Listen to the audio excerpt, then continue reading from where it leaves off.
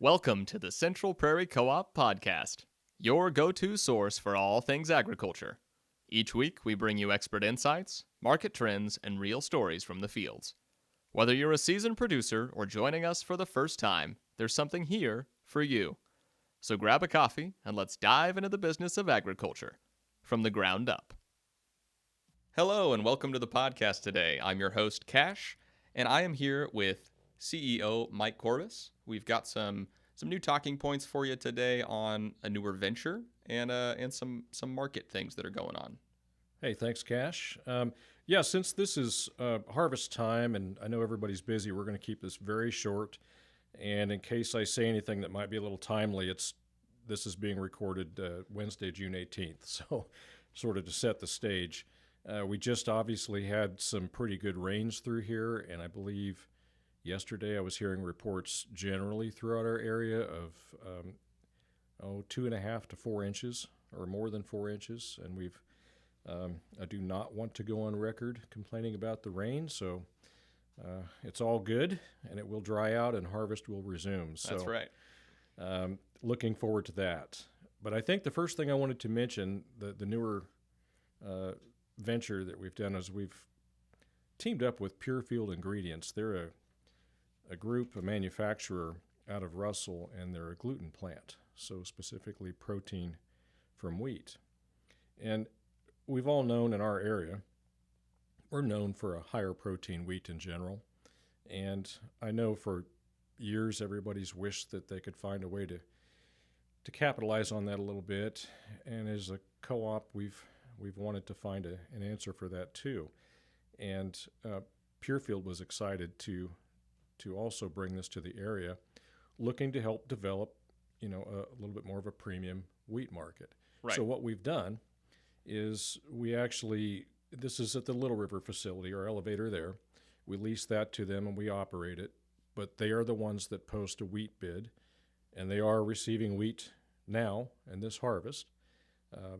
If you've not ever looked at PureField, I would maybe type in PureField Ingredients, look on their website, learn a little bit more about them. But through this partnership, they're able to offer a pretty attractive price. Yeah. And I know that there will be a protein scale, or there are some parameters around the wheat, but I do want to make it clear that you would not be required to grow a specific variety or anything like that. It really doesn't require our producers to change what they're doing. I know that this doesn't logistically fit everybody in our footprint, but it's a good start. We want to see how this goes, and we were just pretty excited to have an opportunity to do this in conjunction with PureField. I know they were too. So check it out. Call the Little River Elevator, look at PureField, and if you have any questions, don't hesitate to call, or you can even call in the office. I'm happy to answer what I can as well.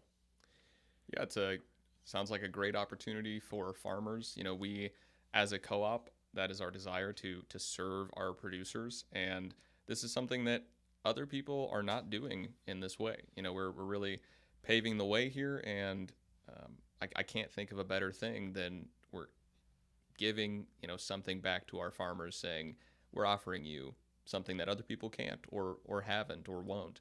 So it's exciting. Amen. I couldn't have said it better. Thank you. Another thing, just to touch base on before I forget here, since we are going to resume harvest at some point, reminder, we definitely want to make sure that we're there for everybody, and just communicate well with the elevators. Don't hesitate to call. If you're going to cut late, let us know. We're happy to stay there. Whatever you need, we'll take care of you. So we appreciate you very much. Another thing, very quickly, just general market information. There's been some developments here recently. Milo, still not very excited about that market, unfortunately. We don't see China in here yet, but there was very recently a large tender. Not entirely sure, that might have been India, but it is good to see some export activity in the Milo market. So we'll see how that goes. It does look like there's been a lot planted. Most people know that last year that did pose some problems just because there really wasn't any place to go, but we are seeing a little bit of activity now, so that's good. Yeah.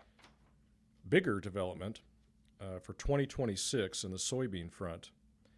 So it does look like they might limit import of soybean oil, but at the same time, they're going to limit export of beans, and this is due to domestic usage projected to increase. And part of this is really, it's called the RVP. It's a renewable volume obligation, and that's been proposed. And so that's to essentially increase usage of soybean oil in domestic biofuels production. So that could be a nice price driver potentially for next year, something to watch for. In wheat, so far this year, and it's early, but we have seen some pockets of high protein, and again, throughout our footprint, we are one of those areas that has, I would at least say we're amongst the highest protein production in the state. Yeah. Potentially even maybe the highest in general. That said, statewide, the estimate so far is 11.5 protein for the overall Kansas average. We have seen in our footprint, and again, early, but we have seen up to 14. The lowest I've seen yet, I think, was around 11 and a half or so, but a lot of it's really in the 13 still. So with the amount of rain, a little surprising, but that's good. Yeah. And good to see. I mean, you can look down in Oklahoma having record rains, some spots in northern central Oklahoma seeing more rain than anywhere in the U.S. right now. And we're definitely seeing a comparison there where there's not a lot of stress on the crop. They've, typically cutting before us. They haven't brought in much of their harvest. It's looking like this central Kansas area, especially, really localized around us, is going to have really some of the highest protein in the nation. Right.